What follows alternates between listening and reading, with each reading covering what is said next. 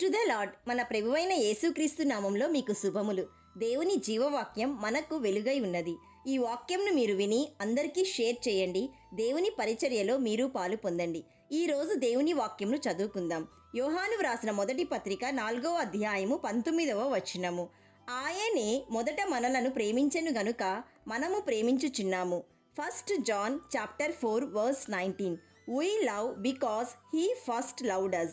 ప్రియ సహోదరి సహోదరుడా, సృష్టికర్త అయిన దేవుడు, పరిశుద్ధుడైన దేవుడు, ప్రేమ స్వరూపి అయి ఉండి ప్రతి వ్యక్తిని వ్యక్తిగతంగా ప్రేమిస్తున్నాడు.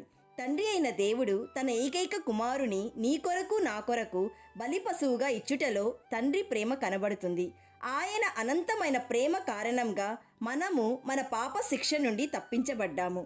దేవుని ప్రేమకు పరిశుద్ధ గ్రంథంలో వాడిన పదము అగాపే ప్రేమ, అంటే నిస్వార్థమైన ప్రేమ. ఇటువంటి దేవుని ప్రేమను ఎంత వివరించినా సరిపోదు. అయితే దేవుని ప్రేమలోని కొన్ని లక్షణములను తెలుసుకుందాం. దేవుని ప్రేమ యోగ్యత చూడదు. దేవుని ప్రేమ కరుణతో నిండినది, మేలు చేయునది. దేవుని ప్రేమ దీర్ఘశాంతముతో కూడినది. దేవుని ప్రేమ సున్నితమైనది, స్వస్థపరచునది. దేవుని ప్రేమ నైతిక విలువల వైపు బలవంతంగా నడిపిస్తుంది. దేవుని ప్రేమ భారము తగ్గించేదిగా ఉంటుంది.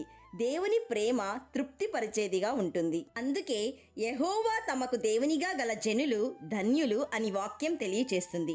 My dear friend, this is real love.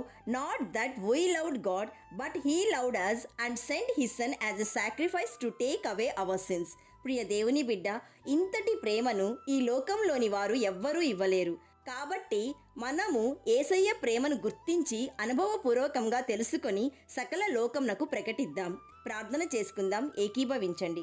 పరిశుద్ధుడు అయిన తండ్రి, ఈరోజు జీవవాక్యం ద్వారా మాతో మాట్లాడినందుకు మీకు స్తోత్రములు. తండ్రి, మీ ఉచితమైన కృపచేత మమ్ములను మీ ప్రేమతో ఏర్పరచుకున్నందుకు మీకు స్తోత్రములు. తండ్రి, మేము పాపులముగా ఉండగా మమ్మలను క్షమించి మీ ప్రేమతో రక్షణ ఇచ్చినందుకు మీకు కృతజ్ఞతాస్తుతులు.